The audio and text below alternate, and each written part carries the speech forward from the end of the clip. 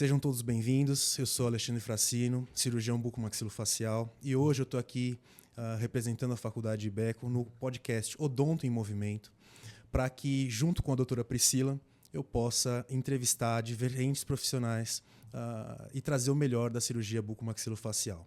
Doutora Priscila, por favor, se apresente. Então, também sou cirurgiã bucomaxilofacial e eu vim junto com a Lê trazer essa missão de mostrar para vocês não só a cirurgia, mas todas as facetas que dentro da odontologia nós podemos atingir. E para começar, a gente chamou a doutora Ângela Aguiar, que doutora, eu tenho assim uma admiração por você, já não é muito mistério, e eu sei que seu currículo é enorme, então eu não vou conseguir apresentar, então quero que você fale um pouquinho sobre você, e aí a gente vai puxar uns detalhes da sua trajetória, tudo, e como que surgiu o bucomaxilo, doutora Ângela. Tá bem. Então, primeiro eu queria agradecer essa oportunidade, agradecer a presença de vocês, que são meus amigos de muito tempo, também profissionais que eu admiro, que estamos juntos, principalmente o doutor Alexandre, a gente está há muitos anos juntos. E é um prazer estar aqui e nesse estabelecimento também que eu gosto muito. Como que nasceu a bucomaxilo, né, em mim? Bom, eu não posso deixar de negar a influência que eu tive do meu pai, né, que era um bucomaxilo muito apaixonado, que trabalhava muito com a bucomaxilo desde os 22 anos, né, dele. Ele é de uma família simples, do interior de São Paulo, veio aqui para a capital e aqui ele foi se desenvolvendo. E ele muito apaixonado por cirurgia, foi professor, foi diretor de faculdade, chefe de serviço de hospital importante aqui em São Paulo e um grande influenciador da família, né? E eu, desde pequena, convivia com ele, envolvido com cirurgia, etc. Na minha adolescência, na minha infância e na minha adolescência, eu tive uma fase um pouco rebelde, e aí eu fiquei um pouco afastada.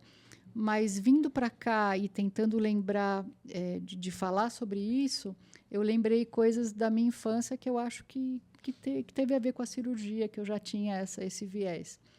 Como facilidade por área da biologia, eu não tinha facilidade com exatas, e não me encantava tanto a área de humanas, e a área de biológicas eu me encantava mais e achava mais fácil.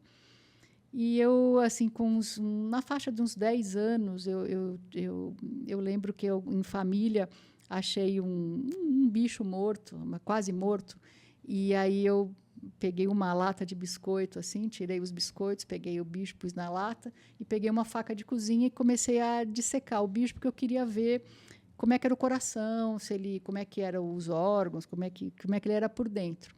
Claro que eu não vi nada direito, ficou uma grande bagunça, aí pus tudo dentro da lata, joguei num córrego ali, mas aí, lembrando disso, eu sempre tive curiosidade o fascínio pelo corpo humano e como que isso acontece, e o sangue, e os órgãos e tudo que está por dentro. Então, sempre isso me fascinou. Acho que eu já tinha esse viés. E aí, bom, e teve uma grande influência dele. Acho que a maturidade veio em mim mais quando eu me casei. Eu me formei em 94, me especializei em 97. E em 97 o meu primeiro filho nasceu. E acho que aí veio uma maturidade e uma garra, acho que para enfrentar tudo que envolve a cirurgia e os desafios da cirurgia. E aí eu me desenvolvi e estou até hoje. E é uma área maravilhosa, muito desafiadora. E como vocês sabem, né?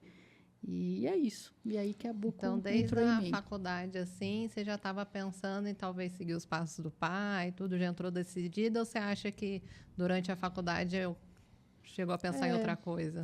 Não, eu na adolescência eu fui para muitos lados. Eu fui cantar em conjunto musical, eu fazia yoga na adolescência, eu vendia sanduíches e área coisa alimentícia.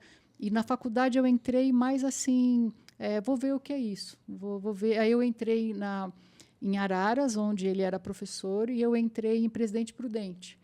E aí, Presidente Prudente era muito longe de São Paulo, e eu já namorava o meu atual marido na época.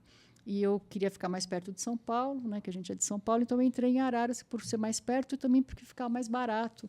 Por meu pai ser professor, a gente tinha um desconto em matrículas e tal. E aí eu fui para Araras. E foi muito bom. E assim, foi um curso tranquilo, não tive dificuldade em DPs, nem de estudo, nem nada. Então foi tranquilo. E quando me formei, eu lembro da dificuldade de se formar e a gente imaturo e uma necessidade de se sentir, de se identificar com as coisas e todo o processo foi muito difícil. Acho que é para todo mundo, né? Quando a gente se forma. Mas a maturidade mesmo veio quando eu fui mãe mesmo, porque daí você passa por todo esse lado afetivo e vem para o lado prático, que você precisa entrar no mercado de trabalho, você tem que se colocar, você tem que aprender, você tem que se relacionar e você tem que dar certo de alguma forma, né? Você precisa trabalhar e tal. E aí foi bom, foi muito bom. E na graduação, as clínicas de cirurgia lhe trouxeram um start, assim. Eu achava interessante, mas eu gostava mais da periodontia. E quando eu acabei a faculdade, eu fui para a periodontia e me envolvi muito com a pério. Eu gostava muito de pério. Ia para os congressos de periodontia. E aí, até hoje, eu gosto bastante de periodontia. E faço uma periodontia no consultório meio bucomaxilo, assim. Então, eu já abro tudo, medico tudo, raspo tudo de uma vez. O paciente toma um Lexotan, Dormonide, eu raspo tudo. Mas eu gosto, acho a pério uma parte básica, né, da saúde, né, da odontologia. Acho muito legal. Bacana. A gente estava conversando um pouco disso antes, né, porque a grande pergunta hoje é como surge um bucomaxilo, né? Como surge um cirurgião. E a gente já concluiu isso que depende de gostar de gente, né? Sim.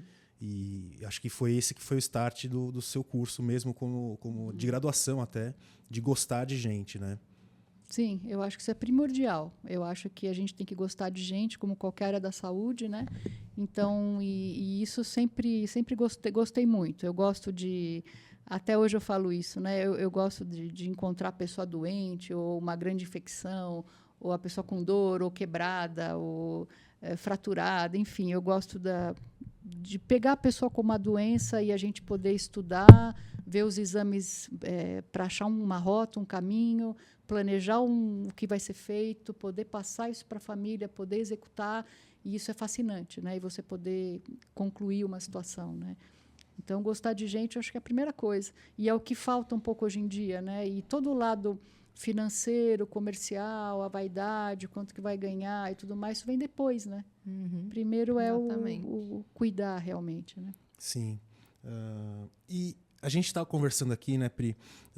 Porque a rotina do cirurgião bucomaxilofacial ela é muito complexa, muito diferente do dia a dia do consultório.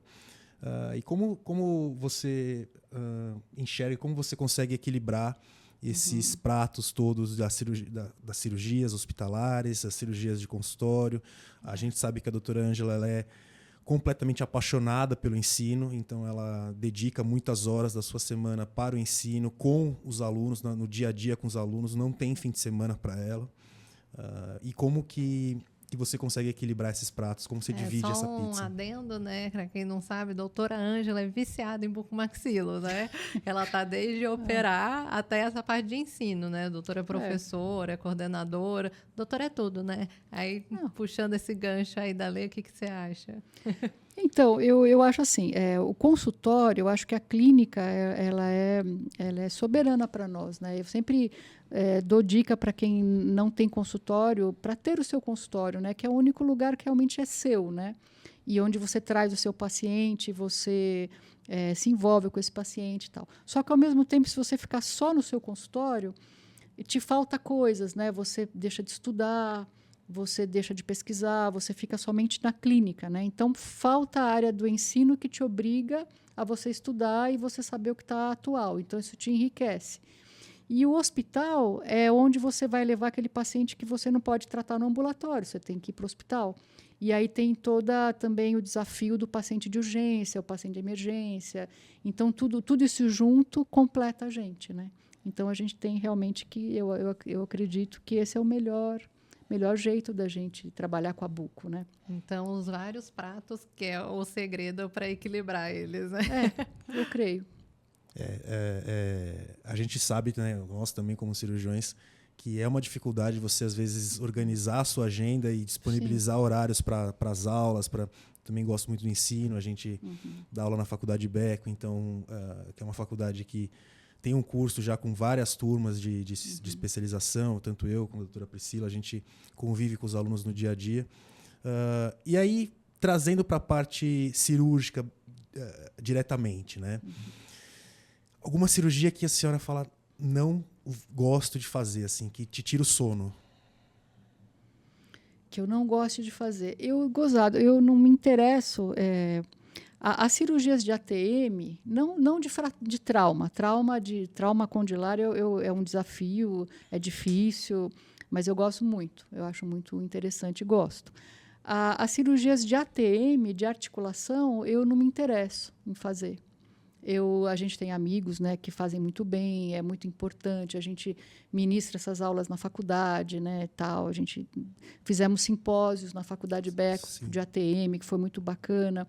Então é muito importante. Mas eu não me interesso, eu não tenho vontade de fazer, de aprender artroscopia e ter a curva de aprendizado. É uma coisa que não sinto interesse. É legal que na Ibeco a gente... desculpa, eu te interrompi. Não? Que na Ibeco a gente tem vários especialistas, né, que fazem. Que dentro da bucomaxilo a gente tem muitas áreas também, né? As subespecialidades quase, né? Sim. E é legal que a gente tem vários profissionais. Você acha que dentro de todas essas áreas que o bucomaxilo pode atuar, qual que seria, assim, sua preferida, sua menina dos olhos? O que você acha? Eu sou apaixonada por cirurgia ortognática. Eu gosto muito de trauma também, mas a cirurgia ortognática é uma coisa que eu sou apaixonada realmente. Eu acho que é muito enriquecedora, né? Os planejamentos e a gente acaba adquirindo um olhar, né? Um jeito de planejar que acaba sendo particular daquele cirurgião, né? Então você pode, claro que o paciente tem uma deformidade que dá para você classificar o que ele tem, mas o teu jeito de fazer é um jeito particular, né? Você pode resolver de várias formas e você acaba adquirindo aquele jeito. E é muito gratificante. A gente está numa era de rede social, de venda de protocolos, e a cirurgia não é um protocolo. A cirurgia ela é uma individualizada, né? Ela precisa ser individualizada para atingir o objetivo de correção, né? Falando das deformidades faciais, mas corrigir aquelas deformidades. E aí, quando a gente puxa para a parte do ensino, a gente sabe que as aulas da doutora Ângela são muito boas na parte de ortognática, ela dá aula para todas as turmas, mas as aulas de ortognática dela são um charme especial.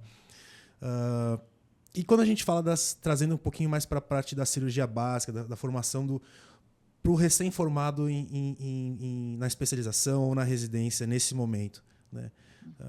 Como que a gente pode trazer para ele a consciência da curva de aprendizado? Isso é difícil. Uma ótima pergunta essa, porque hoje em dia é tudo muito, muito rápido, né? Ninguém tem muita paciência, todo mundo quer tudo pronto, né? E é o que a gente estava conversando há um tempo atrás, que essa curva de aprendizado, acho que não tem como não passar por ela, né? Não tem como. Então, segurar a ansiedade, desenvolver mais a humildade também, né?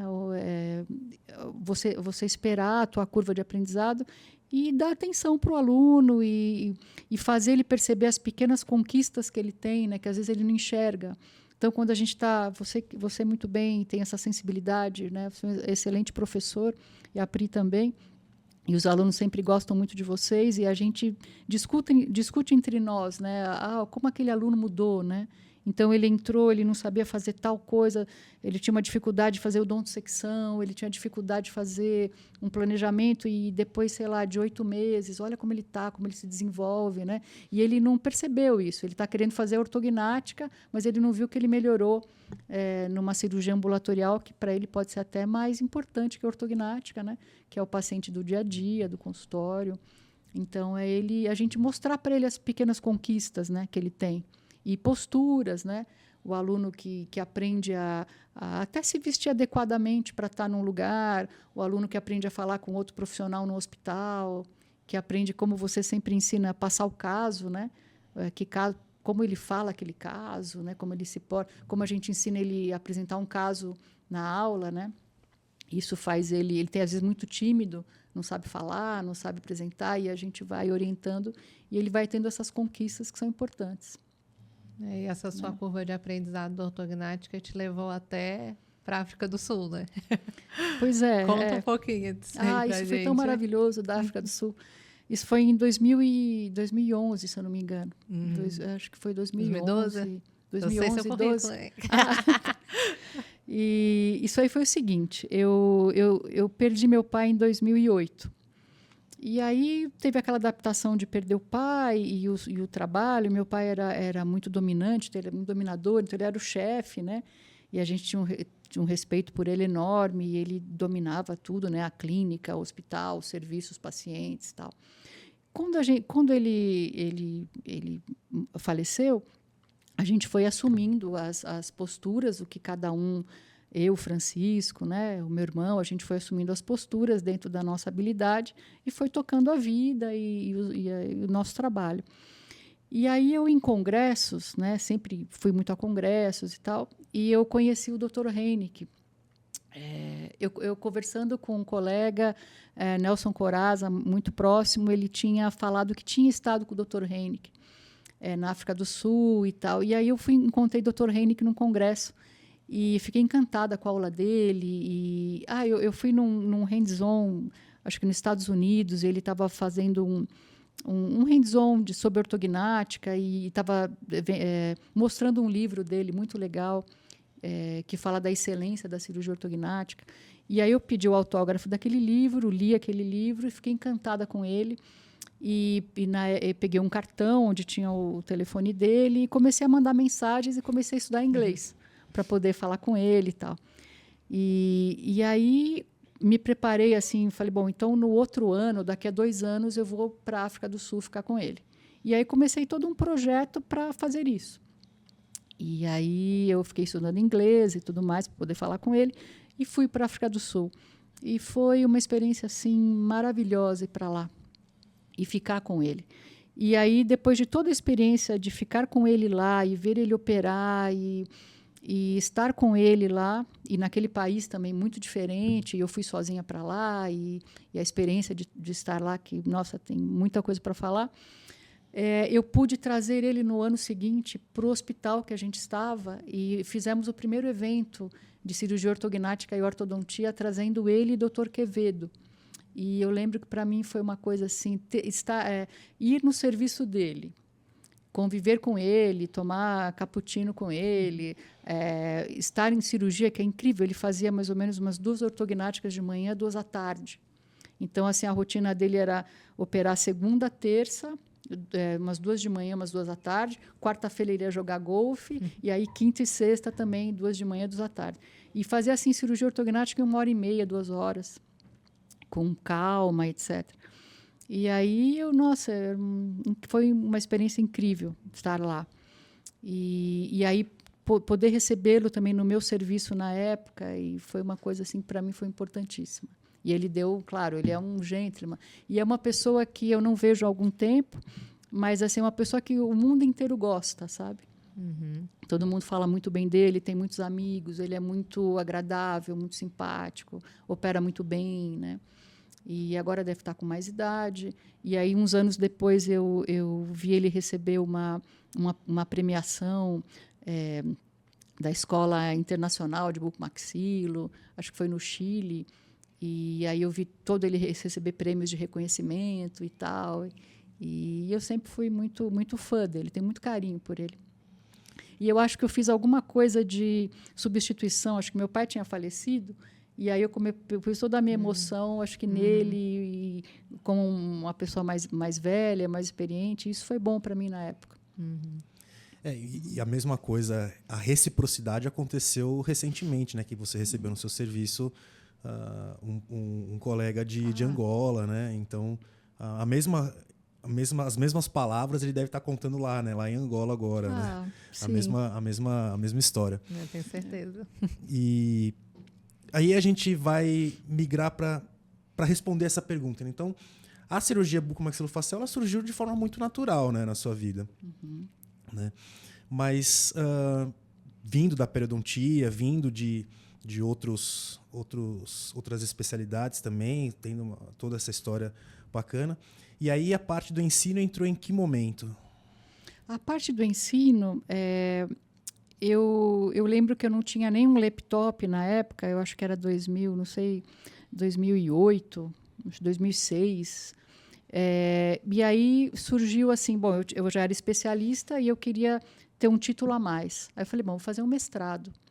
E aí, na época, tinha a oportunidade de fazer mestrado no Hospital Heliópolis, com o doutor Abrão Rapoport, que coordenava o mestrado, e era uma situação oportuna de fazer aquele mestrado lá.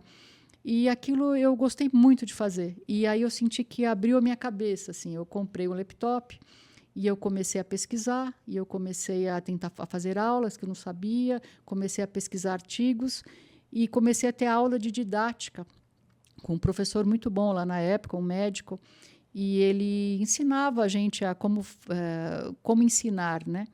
E aí tinha um leque enorme aberto, assim, que você podia usar a didática para ensinar uma coisa de várias maneiras. E ele era um professor muito bom, um pouco teatral, assim, então eu pegava a aula e aquilo abriu minha cabeça. Eu gostei muito de fazer o mestrado e defendi o meu mestrado. E aí eu falei, bom, agora eu vou engatar o doutorado. Aí engatei o doutorado na Unifesp. E aí foi um outro desafio, os dois lugares em escola de medicina, né, no ambiente de médicos. E aí foi uma experiência assim, meio maluca na minha defesa do doutorado, porque eu peguei aquele mesmo orientador do mestrado, que eu fiquei muito próxima, e levei para o doutorado. Só que eu não sabia que havia uma rivalidade de escolas. E aí deu uma briga entre eles lá, que não tinha nada a ver comigo. Eu falei, meu Deus, o que vai acontecer comigo aqui? Mas aí eu acabei passando e deu tudo certo. Mas eu gostei bastante. E sinto falta. Aí eu estou tentando fazer livre docência, que seria um outro título, né? E aí eu estou, pela Ibeco, não é possível fazer, mas em outros lugares então eu estou vendo a oportunidade assim que der. A gente já conversou disso já, né?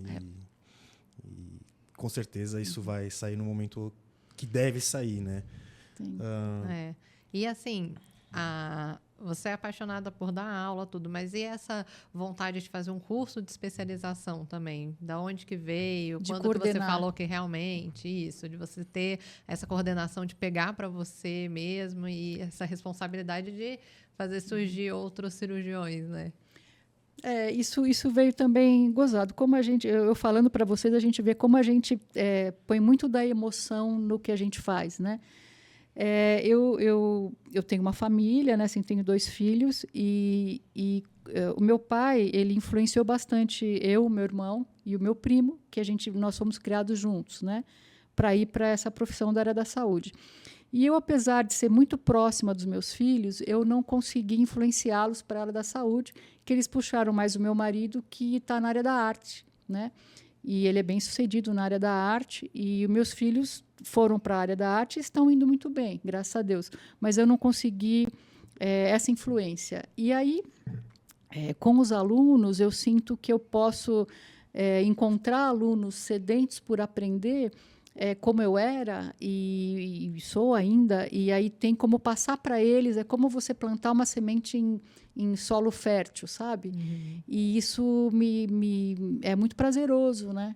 Porque você contribui para um crescimento de alguém, contribui para alguém ter uma oportunidade melhor de trabalho, você acrescenta na vida de alguém alguma coisa boa, e isso dá mais sentido à sua própria vida, né?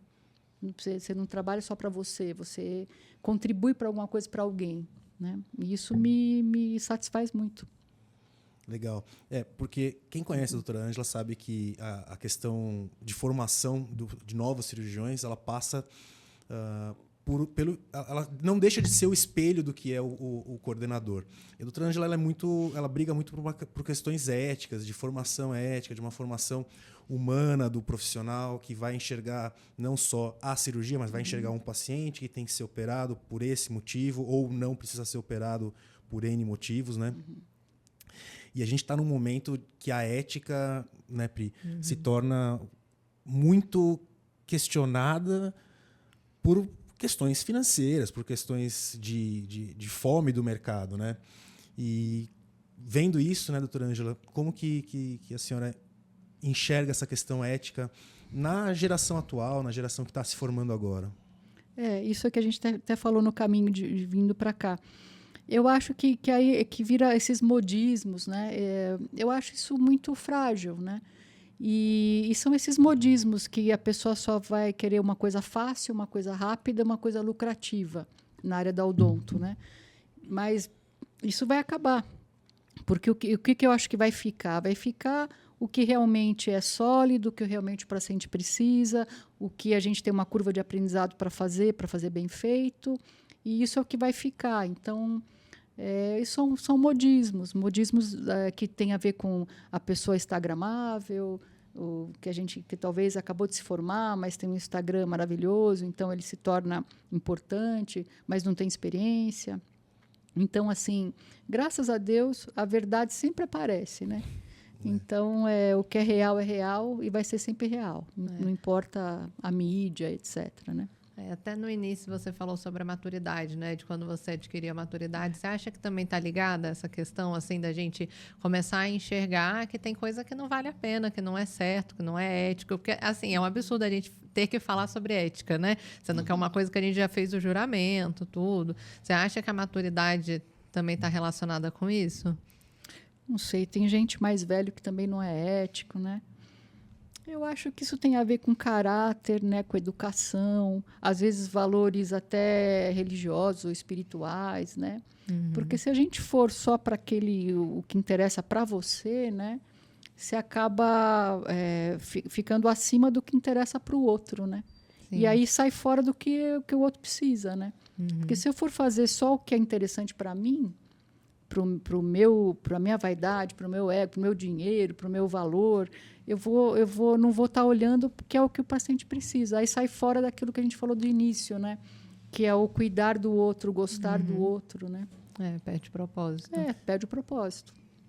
Legal. E falando de cuidar de outros, de cuidar do paciente, dessa necessidade de cuidar, de gostar de desafios, de casos difíceis, vamos falar de um caso difícil, um caso que a senhora falou assim, passei dias sem dormir, antes e depois, um caso que vem assim, qual que é o primeiro que vem à mente? Vem um caso de uma paciente muito querida, se ela ver esse podcast, ela vai sorrir, vai lembrar dela. Eu tenho um caso bem difícil, que é o caso de uma paciente que me procurou, uma paciente com 49 ou 50 anos, que foi uma indicação para o meu consultório, e uma paciente com anquilose bilateral, e uma paciente que ela nasceu a fórceps, e quem o médico que fez o parto não percebeu que tinha fraturado os 2 côndilos, e ela se desenvolveu micrognata a vida inteira. E aí ela foi no meu consultório querendo uma solução, então, durante o crescimento dela, a mãe percebia que tinha alguma coisa errada e levou no hospital defeitos da face e faziam uma plastia no côndilo. Ela foi para fisioterapia, mas aquilo consolidava novamente, formava um calo, alguma coisa assim, mas ela não abria a boca, ela era micrognata, uma mulher inteligente, amorosa, tal, mas que não trabalhava fora, etc., e queria uma solução para o caso dela. E eu me apaixonei pelo caso dela, um caso altamente desafiador. Mas assim, aí eu falei, mas ao mesmo tempo essa mulher, ela feliz, apesar dessa situação, muito bem casada, com um marido maravilhoso até hoje, com um filho muito amoroso também.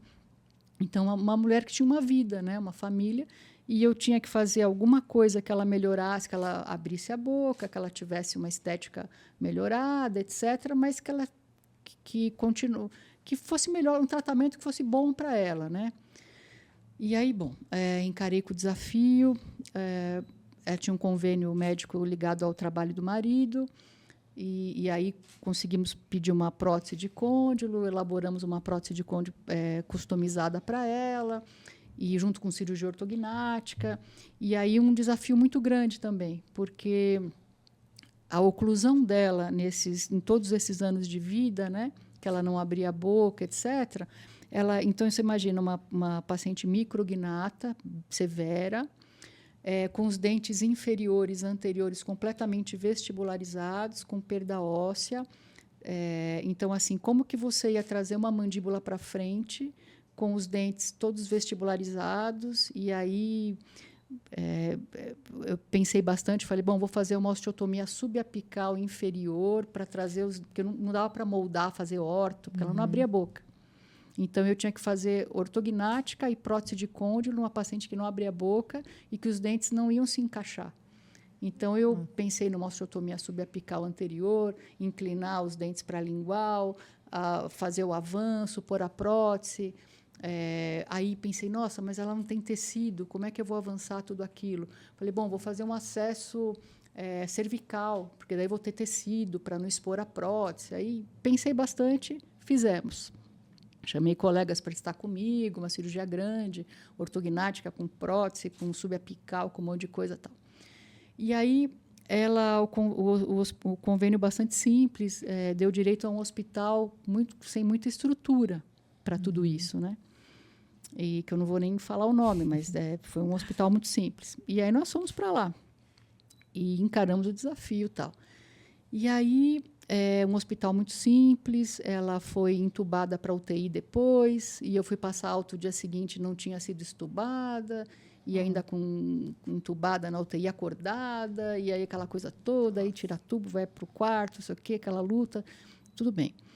Passado uma semana, 10 dias, eu acompanhando ela, aí uma vez ela fala, doutora, eu estou sentindo uma secreção estranha, tal. Aí eu chamei ela para o consultório, e eu tinha uma viagem para um congresso exterior, assim, que já estava tudo certo. E aí eu fui ver lá no consultório, quando eu olho, começou a ter uma infecção da osteotomia subapical anterior, com acesso cervical, e drenava pus da boca para o pescoço no meu consultório. Aí, quando eu vi aquela situação, tudo, eu não quis assustar a família, nem ela, mas falei, bom, vou ter que internar essa moça agora, né? E eu tive que pedir para um colega que tinha a porta do serviço do convênio dela, porque não era do hospital que eu tinha o serviço, para ele, se eu podia levar ela para o pronto-socorro, para ela internar na urgência, para poder ter medicação endovenosa, para eu entender o que estava acontecendo, etc. Aí não fui viajar para o congresso.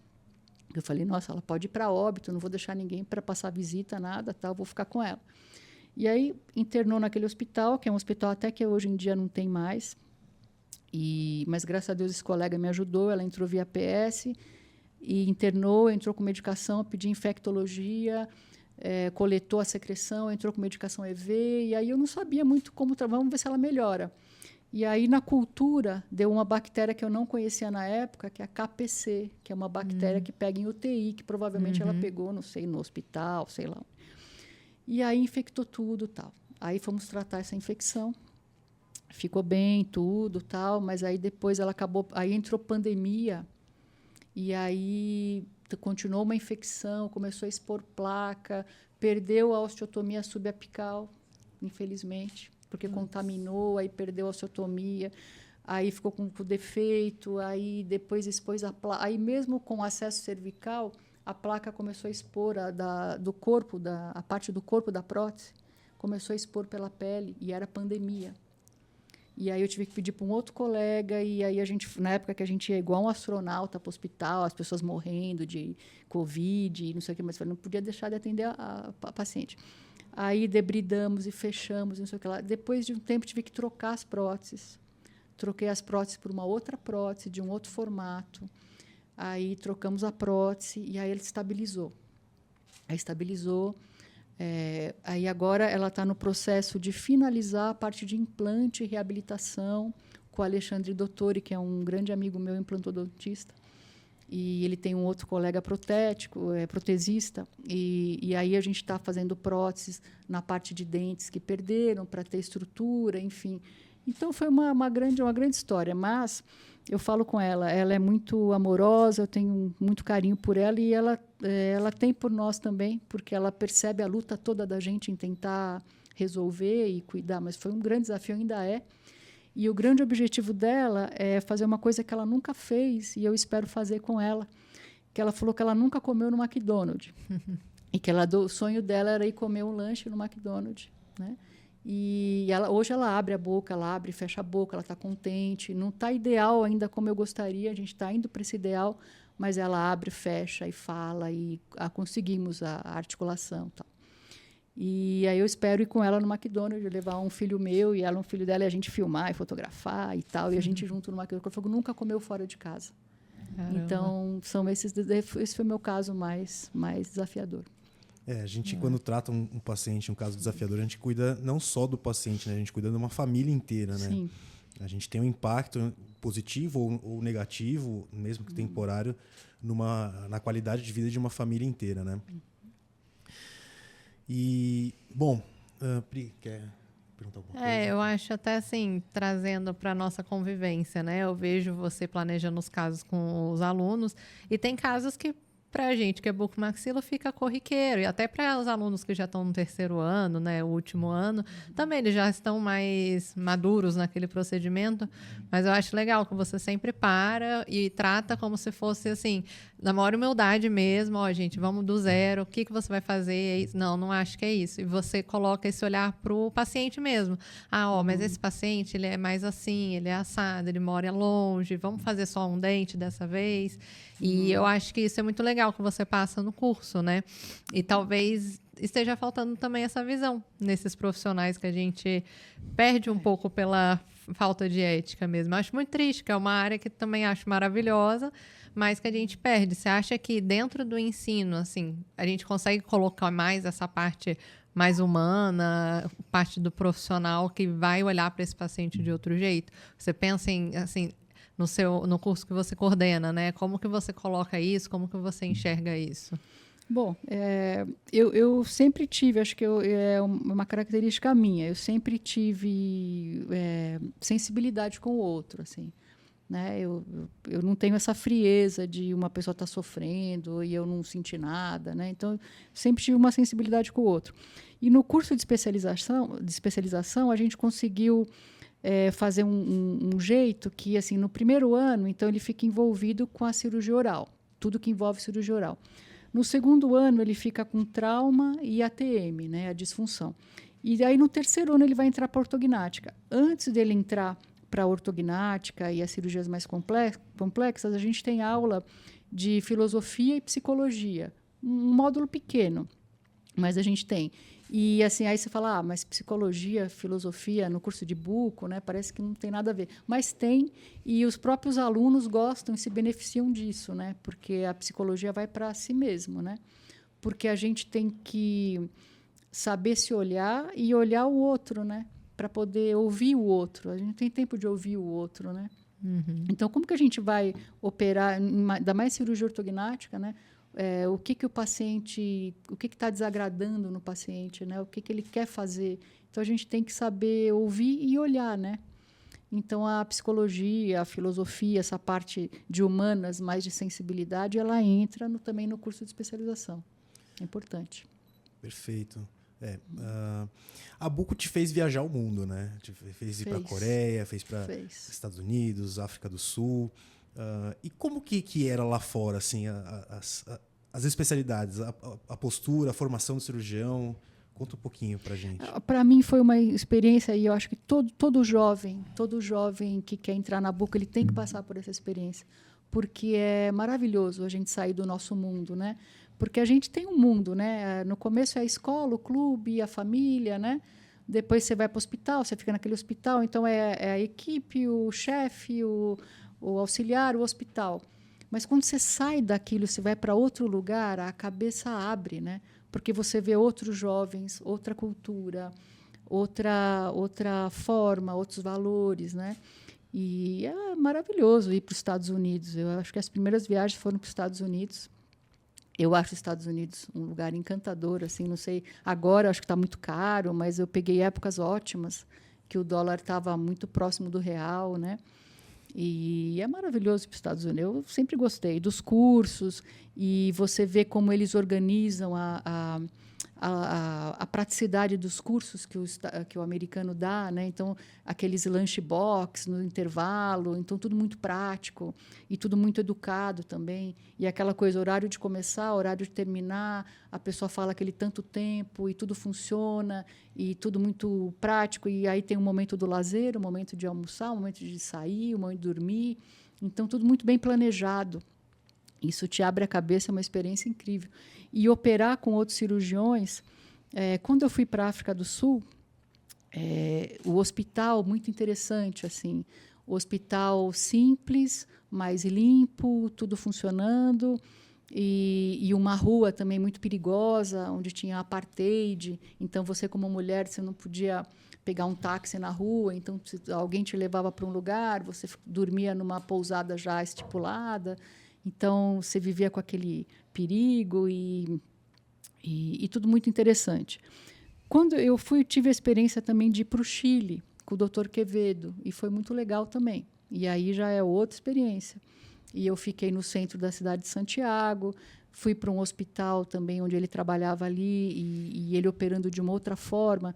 Então, assim, eu pude estar com cirurgiões que eram muito práticos e rápidos e resolviam as coisas de forma muito simples. E também o Dr. Quevedo já era uma cirurgia mais demorada, de 7 horas, 6, 7, 8 horas, e um cirurgião muito mais preciso. E tinha um tomógrafo e ele media tudo. O Dr. Hennick era mais intuitivo, mais simples em material e, ao mesmo tempo, brilhante. Então, são jeitos, né? E tudo isso agrega no nosso trabalho aqui. Não que você vai fazer igual eles, mas você agrega no jeito de você fazer. Uma coisa que eu não falei que foi bem importante, com o Dr. Hennick, eu entendi a mudança do plano oclusal na cirurgia ortognática. Através do livro dele, eu li, entendi, mas só pude entender mesmo quando eu estive com ele em cirurgia. E ele deixou a gente entrar, eu entrei operando com ele em campo, né? Então, eu auxiliava, afastava, e eu pude ver o jeito que ele fazia, e ele fazia tão bem, tão rápido, porque ele estava com os profissionais há muitos anos, coisas que a gente não faz hoje em dia. Então, imagina você operar 20 anos com o mesmo ex-aluno que está com você, que te conhece, a instrumentadora que está com você há 20 anos. Então, ele não falava nada, né? O instrumento ia na mão, porque era tudo já muito prático e habitual, né? Enfim, tudo isso agrega na nossa forma depois de planejar, porque você pega alguma coisa de talvez uma intuição de uma forma de pensar de e uma técnica do outro, e agrega no que você aprendeu. E isso vai somando, né? É muito bom. Acho que todo mundo tem que viajar. Uhum, é muito bom. Mas a gente consegue viajar até durante a nossa formação, né? Eu acho que isso é legal também, porque a cabeça está mais fresca, né? Você acha que é legal o aluno, enquanto está no curso de especialização em buco, fazer isso? Ou você acha que, pela maturidade mesmo, melhor fazer formado? O que você acha? Eu acho assim, que no curso quando o aluno está na especialização, é um pouco sofrido para ele, né? E nem sempre ele tem a condição financeira tão farta, né? Ele geralmente tem que trabalhar para pagar o curso. E eu acho melhor ele mergulhar no curso, aproveitar o curso. Aí, quando acabar o curso, aí é bom ele se aventurar e isso, de mergulhar aí, como é que é a questão de carga horária, vivência hospitalar? O que você acha que precisa para fazer surgir esse buco? Então, o nosso curso, né, eu acho que ele tem um diferencial interessante. A gente tem vários professores, né? Nós somos, acho que, em 5, 6 professores, cada um com serviço, e a gente tem aquela semana do curso que o aluno é obrigado a fazer, aqui tem as aulas, a clínica, a atividade hospitalar, é feita uma escala e ele é obrigado a fazer. Tem falta, tudo, né? Agora, se ele tiver a oportunidade de se dedicar ao curso o tempo inteiro, acabando o módulo dele durante o mês, ele fica com a gente, porque sempre tem cirurgia, né? Sempre tem ambulatório, sempre tem cirurgia. Então, ele podendo, ele aproveita muito, né? Ele aproveita muito o curso. Ele aproveita formas diferentes, né, de enxergar.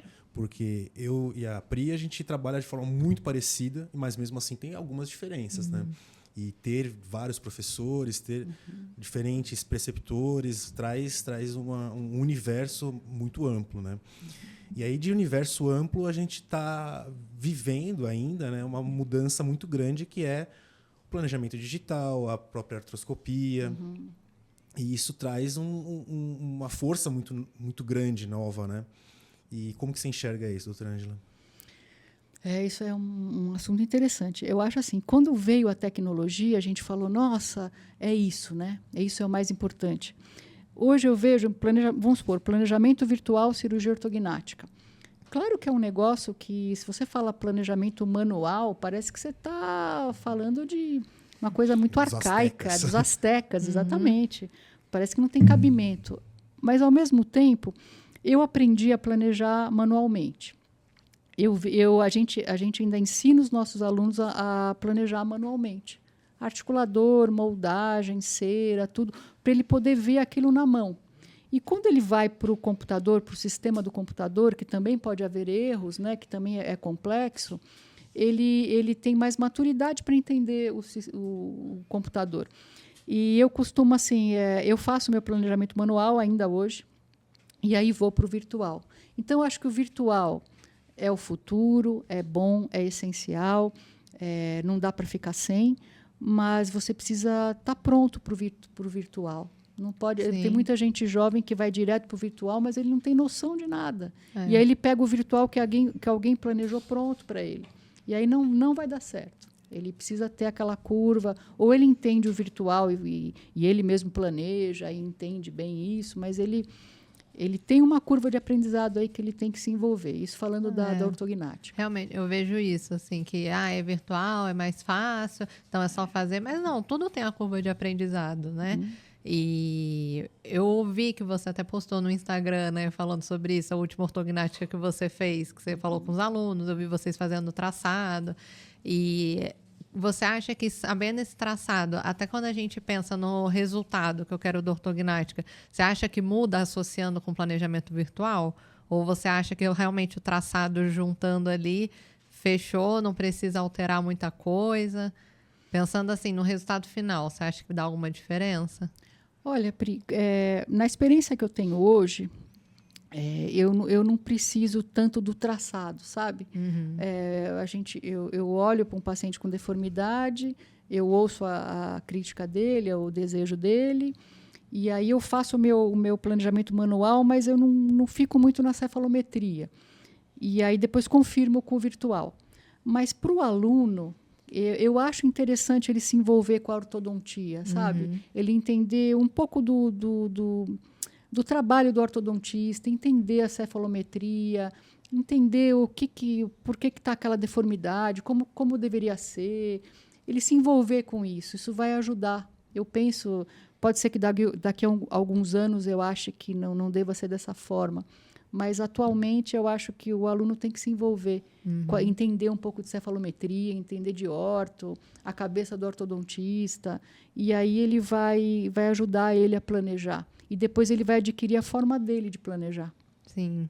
Realmente.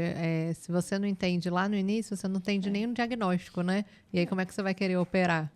E, doutora, pré-requisito para você ser um cirurgião bucomaxilo. Então, quero começar uma especialização, quero fazer isso da minha vida, quero dar muita aula, ajudar outras pessoas, cuidar dos meus pacientes. O que eu preciso antes? Precisa de humildade, precisa de respeito, precisa de hierarquia, precisa de dedicação, precisa ir atrás, não querer tudo de mão beijada, agradecer a Deus pela oportunidade, aproveitar cada caso que aparece. Cada caso. Eu vejo cada aluno perder cada oportunidade. Aí eu ligo e falo, tem aquela cirurgia, vem para cá. Ah, não, mas eu estou não sei aonde, eu tenho uma festa, eu vou dormir não sei aonde, estou namorando, vou viajar. E aí ele perdeu aquela oportunidade que apareceu aquele caso, porque os casos, a gente tem um serviço, mas você não fabrica casos. Então, assim, tem um abscesso incrível que apareceu ali, que você tem que... O aluno é para estar ali. Não, mas ele não está pronto para aquilo. Então, tem que aproveitar a oportunidade. Chamou, tem que vir. Pode estar com dor de barriga, pode estar com sono, pode estar cansado. Vai, né, Lê? Você tem que ir. Pode ser chato, pode demorar, mas você tem que ir. Então, o aluno tem que ter resiliência. Ele tem que ser resiliente para ele chegar naquele objetivo e estudar. É isso.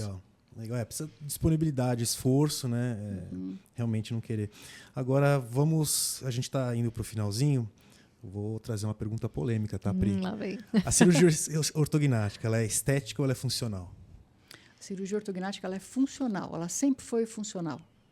A estética ela vem por consequência, ela obrigatoriamente ela é estética também. Você não pode deixar um paciente com a estética desfavorável numa cirurgia ortognática, até na situação atual, onde a estética é tão exigida, principalmente na cirurgia ortognática, né? Então, ela é funcional e estética. Quando a gente está gravando esse episódio, ainda está em discussão as cirurgias estéticas realizadas pelo cirurgião dentista ou pelo cirurgião bucomaxilofacial, mas a gente trabalha, né, com a questão estética, querendo ou não, né?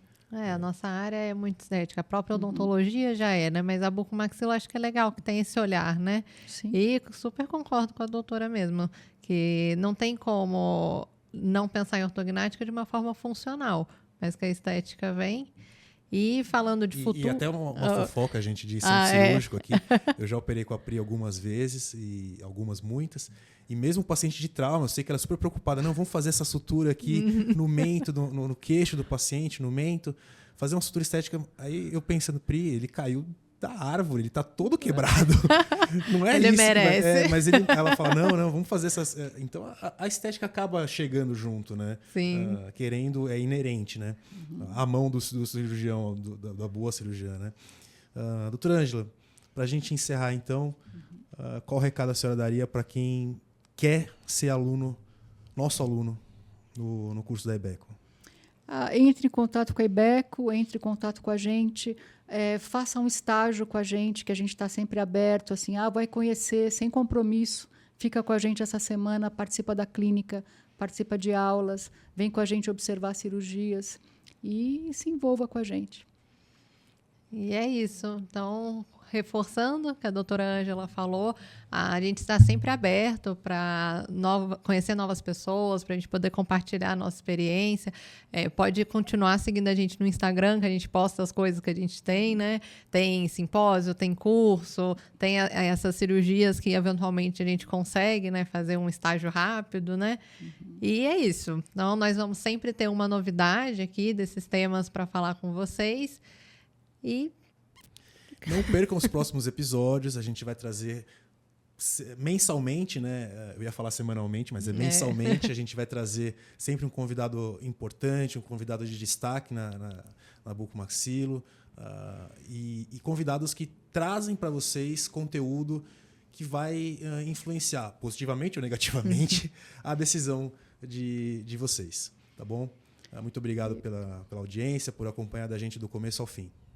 E eu queria agradecer também essa oportunidade, agradecer por essa conversa prazerosa com vocês. E queria aproveitar também e convidar todos nesse assunto de cirurgia estética da face.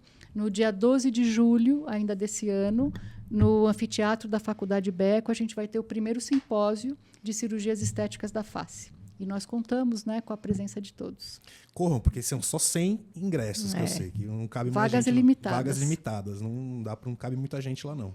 Então, tá bem. Doutora Ângela, muito obrigada por sempre vir com todo o amor, todo o carinho. Que vocês têm que sentir o amor dela, dá para sentir por aqui. E é isso, mandem as dúvidas. A doutora Ângela adora responder as dúvidas. E muito obrigada por começar esse podcast com a gente. Foi uma honra. Eu que agradeço, me sinto honrada também. Obrigada. Obrigado, gente.